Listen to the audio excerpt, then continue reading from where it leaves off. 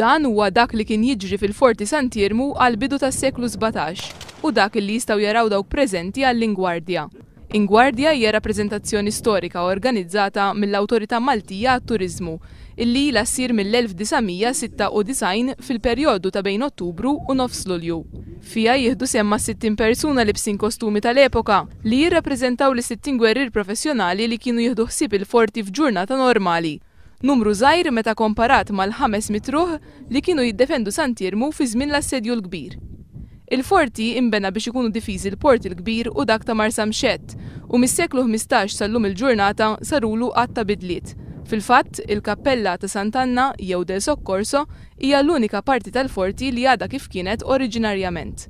Heritage Malta flimkien mal-Grand Harbour Regeneration Corporation bħalissa qegħdin jaħdmu fuq proġett ta' riabilitazzjoni ta' dan il-forti.